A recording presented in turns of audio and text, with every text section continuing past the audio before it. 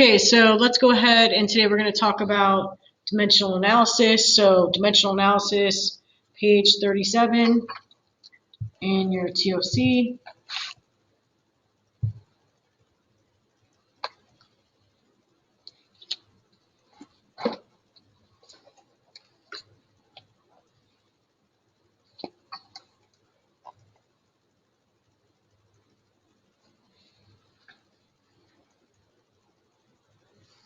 Just trying to figure out where's the best place to start writing there. So go.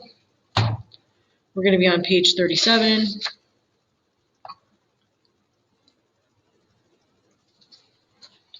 So I'm going to go ahead and go out to page 37.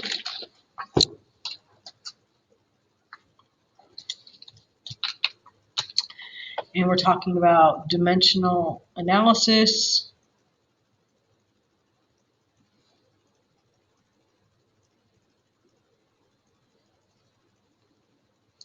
And what is dimensional analysis?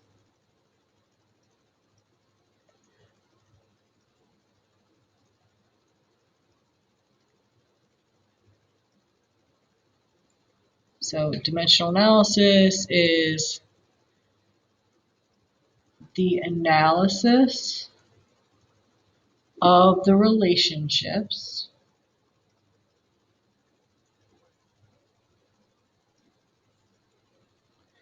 or conversion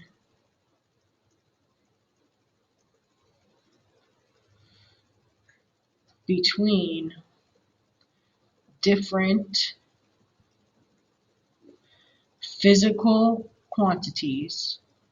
And basically what this means is when we talk about physical quantities, it can't be negative because we're talking about mass, length, time, the measure of an electrical charge. So physical quantities, by identifying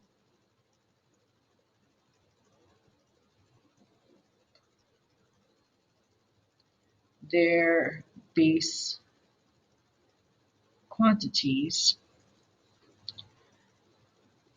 such as length, mass,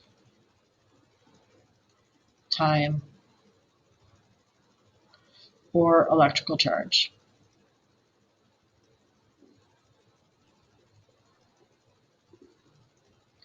And the unit of measure,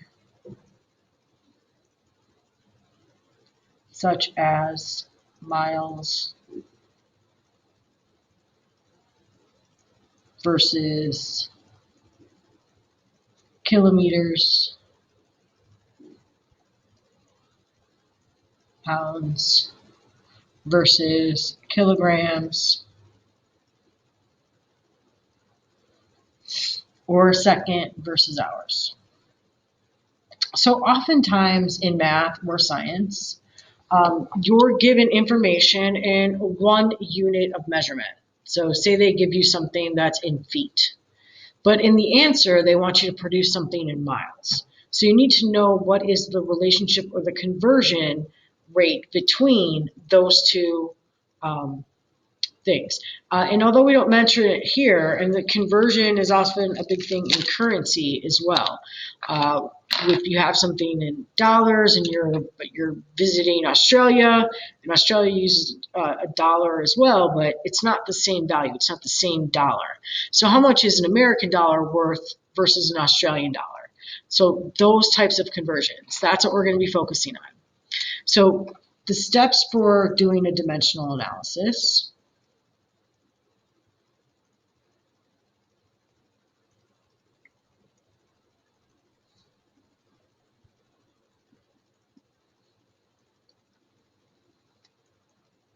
We're going to make our chart.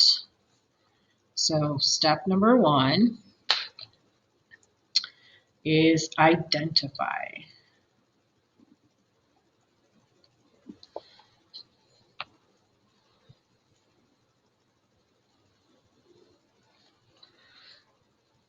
And what do we mean by identify? mean identify the current unit or units and the desired unit or units. So, for example, maybe they gave you a measurement that was in miles per hour, but they want you to put in feet per second. Okay, so you could have a situation where you need to convert both portions of a ratio because they're using different rates of measurement. Or it could be just one straight different unit of measurement. How many feet are in 27 yards? So we're going to talk about both of those situations. So the first thing we need to do is identify. The second thing is we need to think of factors, and that is to identify, back here, identify conversion units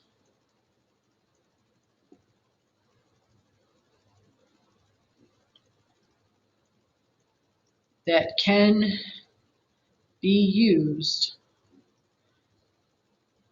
to get to the desired unit or units. So, for example, maybe you're familiar with how many miles are in, or how many feet make up miles, but you don't know how many meters make up a mile, but you know how many feet make up a meter. So what are the things that you know, and how can it get you to your prescribed destination? It's kind of like 6 degrees of separation, right? You're at point A, and what do you know that will help you step stone to get to point B?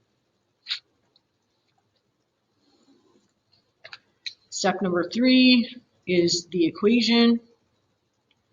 And we're going to use our knowledge of fractions and simplification to help us decide what we're going to do. So the equation, set up the equation.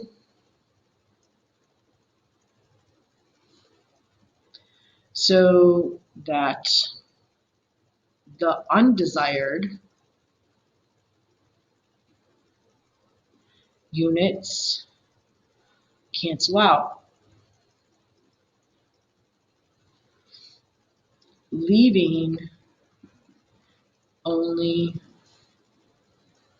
the desired unit or units.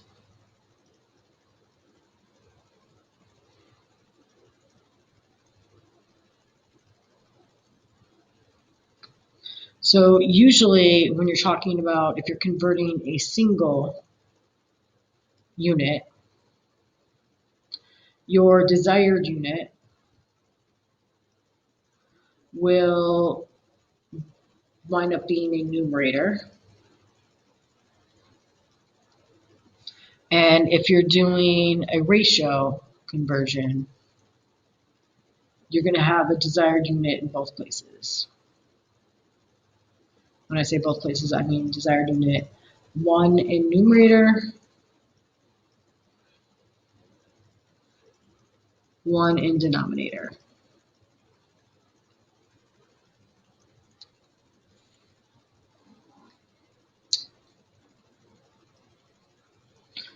Okay, step 4, multiply.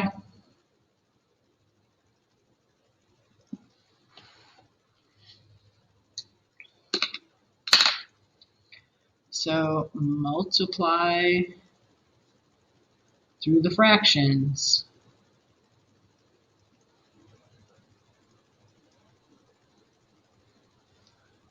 to get answer.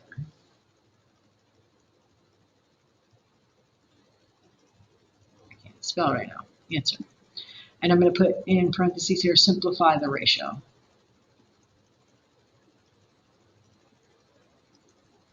Right, so you need to go down to, most of the time, a unit rate.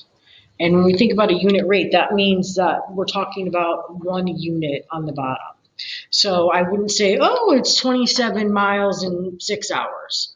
right? Or it's 27 miles in 9 hours. I would say it's 3 miles per 1 hour. Right? You want that bottom denominator to be a 1. And so lastly, step 5, that should lead us to our answer.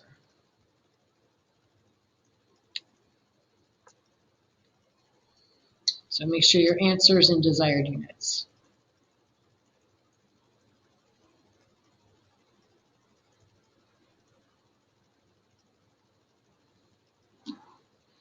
Okay, so let's do a quick example of this. So if I ask you, okay, including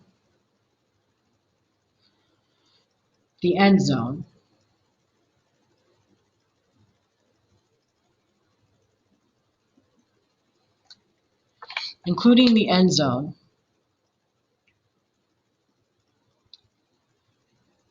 what is the length of a football field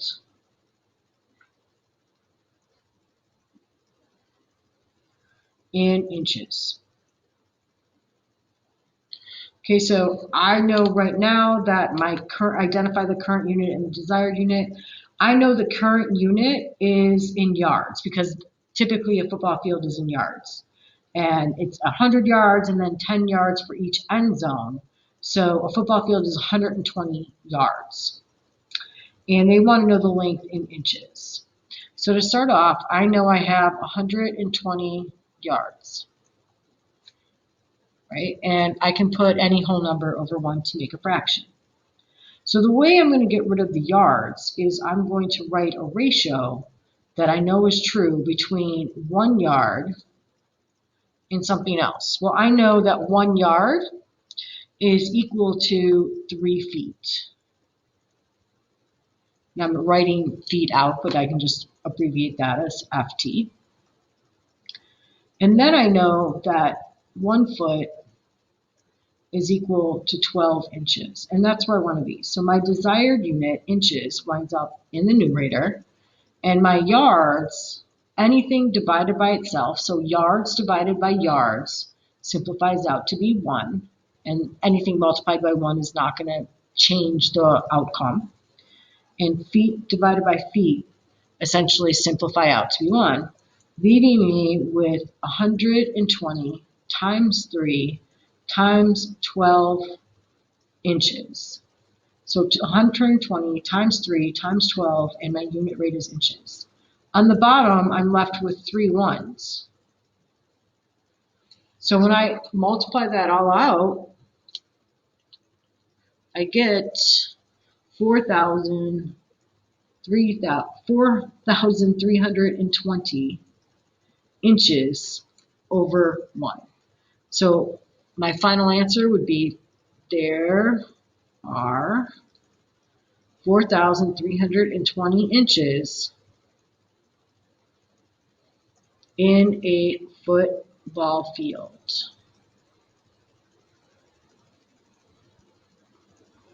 Including the end zones.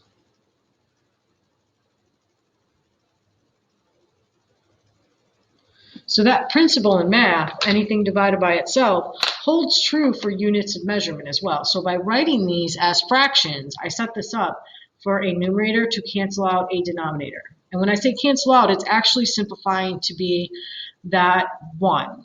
Because in multiplication and division, multiplying by 1 or dividing by 1 does not change your outcome. And I want you to keep that in mind. It doesn't turn these into zeros because multiplying by 0 changes stuff, right? Because anything multiplied by 0 is 0. So yards, yards, feet, feet, and leaving the inches, it becomes left or part of the answer. If I'm doing a double situation here, and I'm going to do this example just on a separate sheet of paper, I'm looking at both the top and the bottom. So a model airplane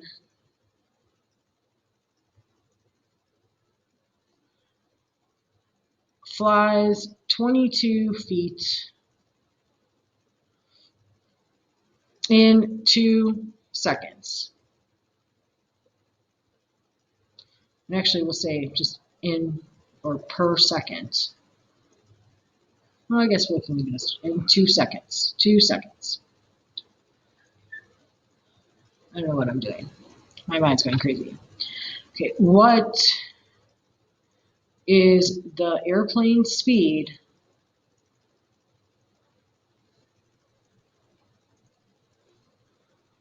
in miles per hour? So far I know 22 feet, 2 seconds. And I want to get to miles per hour. So this means that in the end, I need miles as a numerator and hour as a denominator because I want miles per hour. Per is another example of like that fraction bar. So to go convert this out, I know that 1 mile is the same as 5,280 feet. If you don't believe me, you know what? You got something called Google and check it. So when I do this, I'm going to eliminate that feet and be able to keep the miles where I want to go. And then for seconds, since I want to go to hours, I know that there are 60 seconds in 1 minute. And I know that there are 60 minutes in 1 hour. So looking here, again, feet and feet are going to cancel out. Second and seconds will cancel out here. 1 numerator, 1 denominator. And minute, 1 numerator, 1 denominator will cancel out here. So unit-wise, if you look, the only units I have left are miles on the top and hours on the bottom. Now I just execute the math. 22 times 1 times 60 times 60. And that is going to give me 79,200 MI.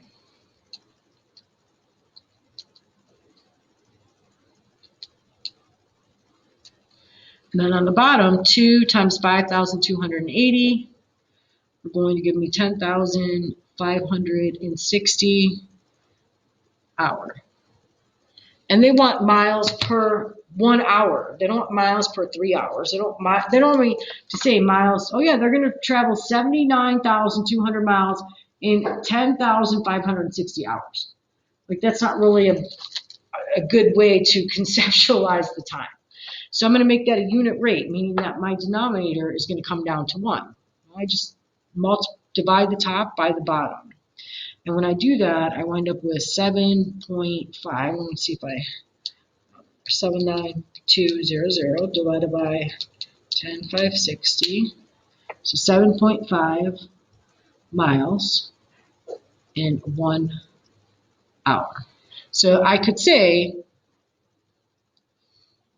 the airplane flies at 7.5 miles per hour. So that's a double dimensional analysis when I'm looking to change the entire relationship between the ratio, the numerator and the denominator. So those are the examples. Questions, let us know.